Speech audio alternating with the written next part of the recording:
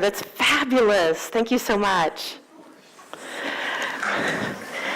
I want to begin today with a little quiz. Do you remember the show Name That Tune? Yeah, and they used to have like a few verses of a song, and you have to guess what the song was. Well, I'm doing a variation of that to get started today, and I'm doing Name That Hero. Okay, so you're here to help me. Okay, so the first one is, a teacher told this young man that he was too stupid to learn anything. He should go into a field where he might succeed by virtue of his pleasant personality. Who might that be? Einstein? Oh, well, good guesses. He invented the light bulb. Oh. Thomas Edison. This music group was turned down by a recording company that said, "We don't like their sound. Guitar music is on the way out." The Beatles, that's right. Good, yeah. This woman was dismissed from drama school with a note that said, "Wasting her time. She's too shy to put her best foot forward." Go back further. Our first female comedian that was in a sitcom on TV years, Lucille Ball. Yeah. Can you imagine? She was too shy. Cut from the high school basketball team, this young man went home and locked himself in his room and cried. Michael Jordan. His fiancée died. He failed in business twice. He had a nervous breakdown, was defeated in 8 presidential elections. Abraham Lincoln. This man was fired from a newspaper because he lacked imagination and had no original ideas. Walt Disney. Can you imagine? This woman worked in a Cambodian refugee camp before being accepted into NASA and becoming the first African-American woman in space. I mean, this one might be tougher. Her name is Dr. Mae Jemison. Jemison, thank you. And one more, closer to home. This is a fan of my youngest sons. At the age of 4, this man tried to cut off his left hand because of a birth defect that caused his fingers not to develop fully. He was in a lot of pain, so his parents actually had his left hand amputated. This man was recently drafted into the NFL and plays linebacker for the Seattle Seahawks. Do you know who this is? Shaquem Griffin. Can you imagine? So all of these people are heroes to me. And, you know, it's not just because of what they've accomplished, but it's because they've had an ability to stay true to themselves and to follow their dreams no matter what. You know, are you also aware, and as I was reading, the number of obstacles that these people faced in their path? So I'm continuing with our Energy and Money series today. I'm actually concluding it, and we've been on quite a journey. I want to share with you that I have a lot of gratitude for Maria Namath, who's actually the lady that wrote the book. It is jam-packed with principles and tools for us to work and engaging with new energy in our life. And I've actually had a lot of people in the church telling me that because they're practicing these energy principles, their life is already changing. A quick flashback to where we've been on this journey. We've been on a hero's journey that's full of purpose. We've talked about willingness, clarifying intentions. We've talked about owning integrity and creating goals. We've also talked about inner blocks that we may have, such as driven behavior that's quite common in our culture today, scarcity thinking, and then learning how to transform those blocks. And then we've also talked about clearing the path. We can release those old beliefs. We really can do that. We can practice forgiveness, and we can make and keep our promises.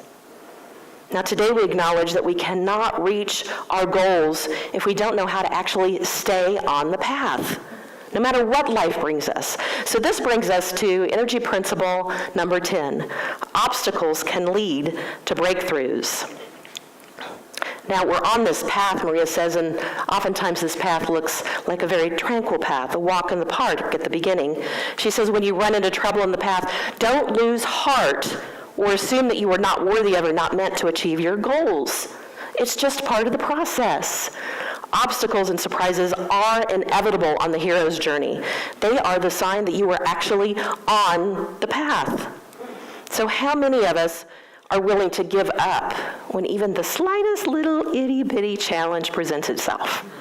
Thinking we're this unity person. I see some hands, I know. Yeah, we're this unity people and we think, oh, we've got it all figured out, so if there's trouble, we're not doing it right. Wrong, okay? So, and perhaps this is what I've learned from all of those heroes that I just mentioned. They just never, ever gave up. You know, like that Energizer Bunny commercial that we used to see on TV? They just kept going and going and going. Now, Maria Nema says that this comes from the steadfast commitment that these heroes make to their goals. And I would ask you, I have lots of questions today for you. I hope that you'll listen into the questions and take them deep within your heart and maybe into your solar plexus as you move forward in your own journey. One Olympic coach says that everyone wants to be a star, but no one wants to show up for practice. I hope you don't fit into that category. So how are we going to make that commitment to be a hero? We have these questions to ask. So listen in. Am I willing to go beyond who I currently recognize myself to be? Breathe into that. We have to change sometimes to be on that journey and meet our goals. Am I willing to prepare to have what I want? Am I willing to ask for what I want? And am I willing to live with confusion and paradox as I learn? Now here again is that nice little gentle path that I talked about. A few years ago, my husband and I thought that we were starting on a path that looked like that. We jumped into real estate development sort of in a gentle way. We bought a single family home and we were renovating it and fixing it up, and then we rented it out, and then we did another one and another one and another one and another one. Before we knew it, we had 7 homes and we're renting them. We thought everything was just wonderful. We were so proud and empowered, and then we wanted to do something bigger. So we sold some of those homes and we invested in this great big apartment building project of 30 units to renovate. It was a big project. We spent a lot of time planning, getting a lot of approvals, even banking approvals. And from the minute we started that project, what happened? We had problem after problem after problem. We hired people, we fired people, we hired people, we fired people. We ended up doing all kinds of work that we didn't know that we'd be doing. And in the end, we actually did get the project complete, and we did get the building filled up. And what do you think happened then? The real estate market crashed. And if you own commercial real estate, you're in trouble because you have to reappraise property every certain number of years, and it wouldn't appraise. So not only did we make a lot of money in real estate, we lost a lot of money in real estate. I'll let you know that. So, that's part of my challenge.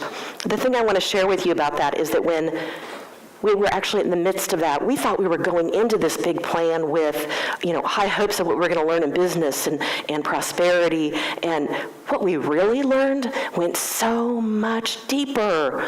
It was the first time we'd worked together. We were struggling and having a hard time. We had different ideas about what to do, and it was stressful.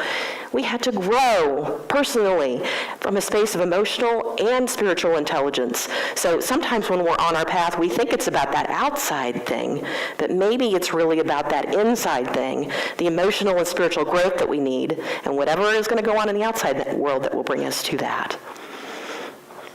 So when we're in the midst of those challenging times, oftentimes we tend to have maybe a bit of a pity party. That monkey mind shows up again. We're saying things like, we put our hands on our heads and say, oh my gosh, why does this stuff always happen to me? Or there goes my house, in my case, my apartment building. The universe is telling me something. This obviously wasn't meant to be, and by God, I have to start all over again. Now, if I listen to this, if I listen to all those old beliefs, and Maria calls them structures of knowing, then I'm right back off of my hero's path in the place that I want to go. So when you find yourself in these situations, I have a question. The bigger question for you is this one. What have I come here to learn? If you could ask yourself this question every single day, you are on a huge fast track for emotional and spiritual intelligence. Maria says, in all the years I've coached people, I've noticed that when we hit obstacles, the first thing that goes is the goal, not the plan. Most of us get hooked on our plans and maybe even become addicted to the plan. So if things don't go as well as you would expect, would you be willing to actually change that plan to get where you want to go? Are you willing to learn something new about yourself to get there? Now, in preparing for this talk today, I came upon this verse from the Bible that I thought was interesting. It kind of gave me a different perception of this. I hear this verse a lot at funerals.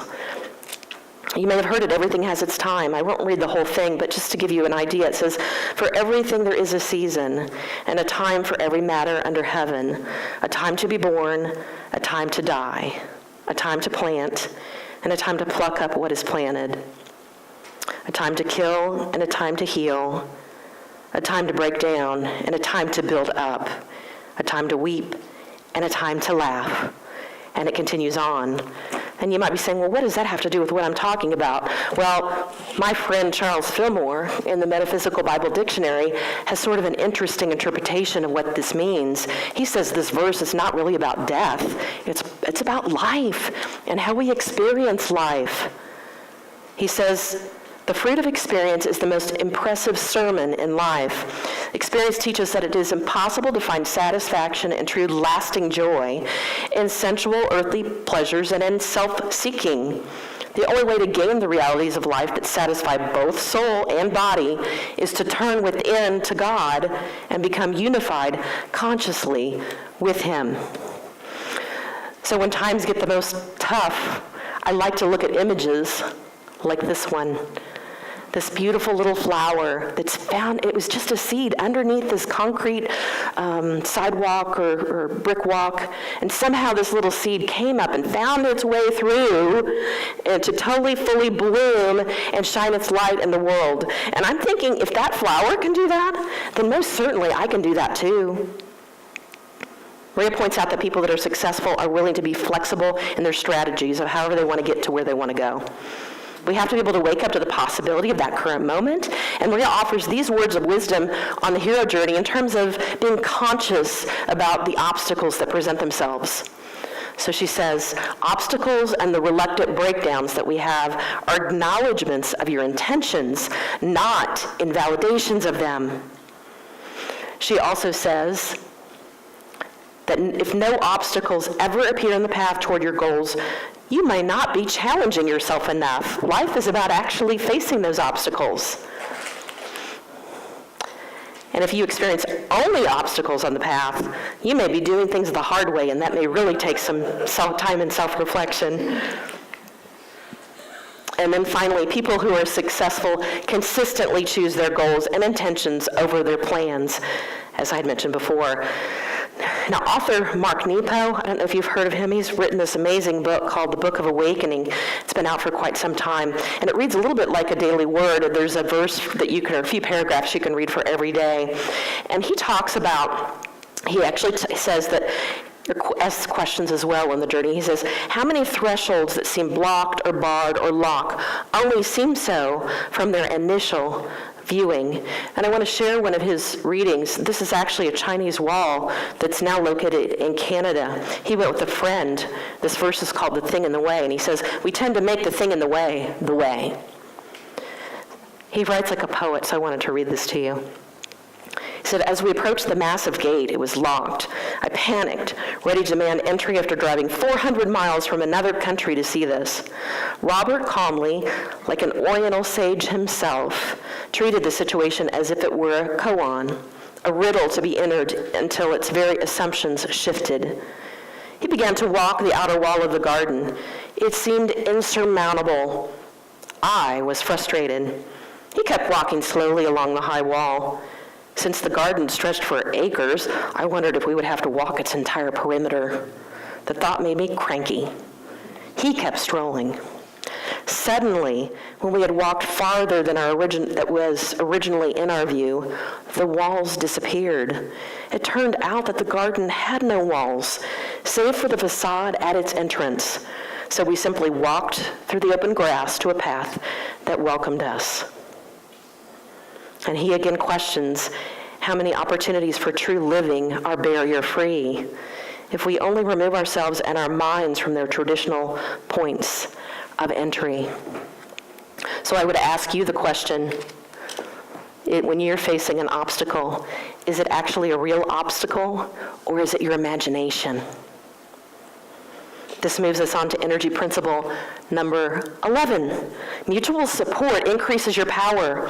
When we support each other, the definition in the dictionary says we actively promote the interests of and give assistance and sustenance to another person. Now, we know what this feels like. I did notice that in my series on the energy of money, I kind of picked this rugged individual photo high up on the mountain, like it's a lonely quest. He's off on a journey all on his own, and we have this image in our culture. People have to go on this journey by themselves and even pick themselves up through their bootstraps, and it might be a tough thing. And yet Maria acknowledges that somehow in our culture, There's a myth that's been created that maybe it's not okay that we accept support. We diminish our own achievements and don't deserve praise for what we've done if we actually have gone out and asked for help, and that's just not true. We know this in the field of athletics. Our athletes are aided by coaches and trainers and sponsors and teammates and families and friends, and in the games we help them in celebration, and even defeat, we're cheering them. So why is this sometimes different in our own lives today and in the business world? I'm somewhat puzzled by that. Successful people have learned to help others and to be helped. Do you know that when you ask another person for his or her support, you're actually giving them a gift? There's an energy exchange that's beautiful. So this is my last monkey mind photo, and he's a cute little guy. Won't be showing him again. But just realize that monkey mind shows up at times that might get in the way of that genuine support that we can offer. Monkey mind evaluates others as broken in some way and believes they may have to rescue them or do something for them because they think that the person doesn't have the ability to do it for themselves. Monkey mind thinks it must supply others with the answers at all times and really prevents the other person from finding their own answers, which is frankly not healthy, and I would suggest that that's codependence. Let's not do that, okay? Have you ever caught yourself saying, if I want to get something done right, I have to do it myself? And if anyone tries to support me, they're just meddling in my business. Do you feel the energy drain in that? So let's look at what genuine support really looks like. If we want this, actually think of a time when you have genuinely supported someone. You're going to sit into that. Think of someone that you've supported and what it felt like. Doesn't the energy feel completely different? It does. You recognize that both of you are whole and complete. You treat each other with respect, giving and receiving in equal measures. Instead of coming up from a place of fear and weakness, the victories and accomplishments you celebrate together come from a place of generosity and strength. Isn't it loving and empowering for the both of you? So I brought an example with me today, and I have to share with you this week, the Spirit's really been talking to me, and it does every week, but more so this week than ever. I'm doing something a little bit different. I have a couple of videos to show today. They're a little long. I want to set up this first one.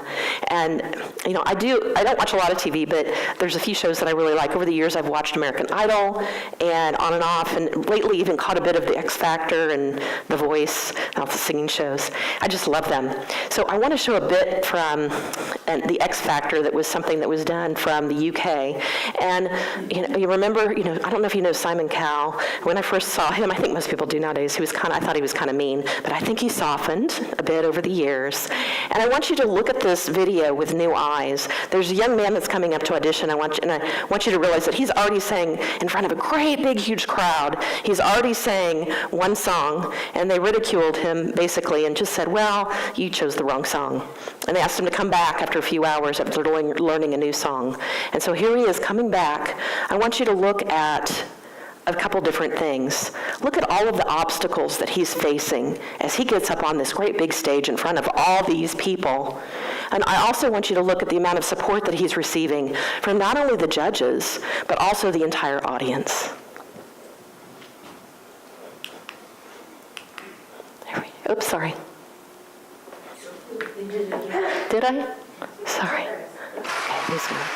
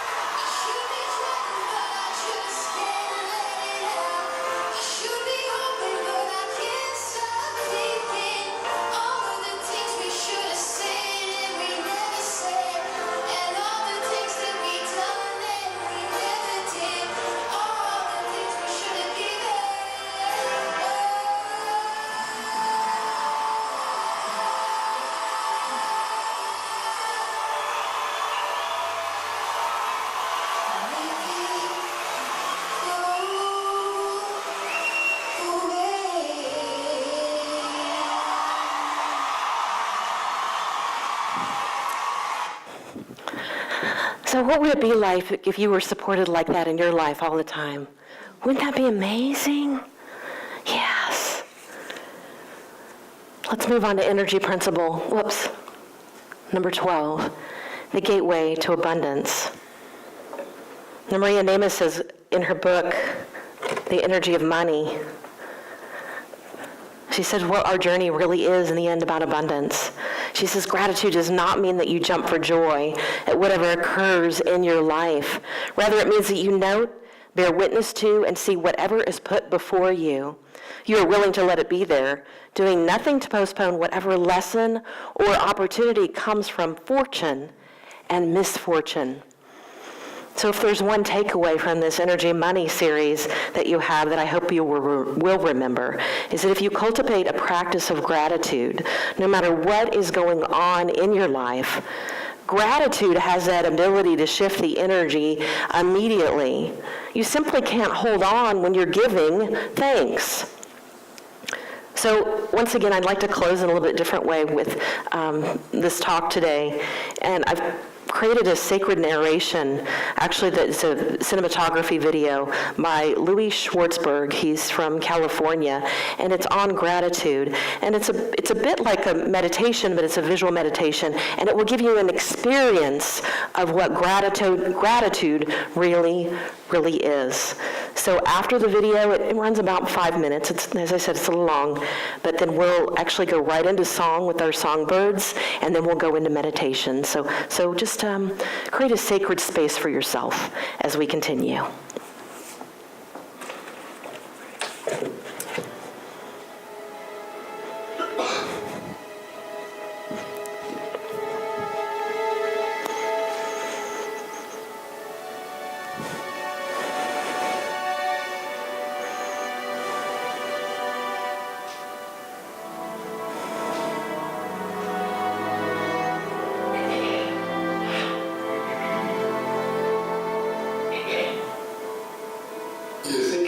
Just another day in your life.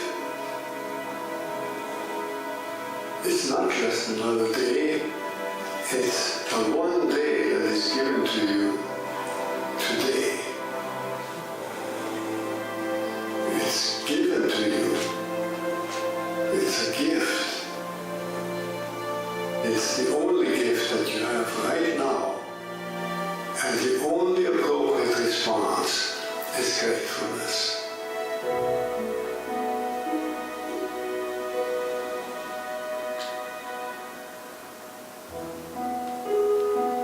If you do nothing else but to cultivate that response to the great gift that this unique day is, if you learn to respond as if it were the first day in your life and the very last day, then you will have spent this day very well. Begin by opening your eyes and be surprised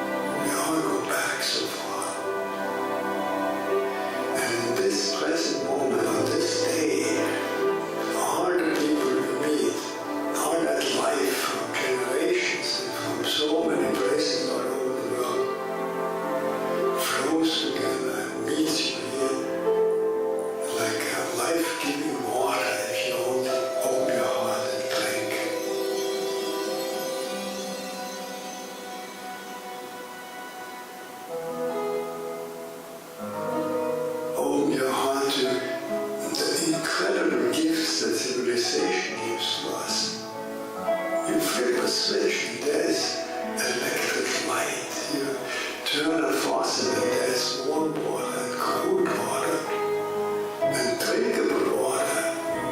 It's a gift that millions and millions in the world will never experience. So these are just a few of an enormous number of gifts to which we can open your heart. And so I wish you that you will open your heart to all these blessings and let them flow through you, that everyone we will meet on this day will be blessed by you. Just by your eyes, by your smile, by your touch, just by your presence. Let the gratefulness overflow into blessing all around you. And then it will really be a good day.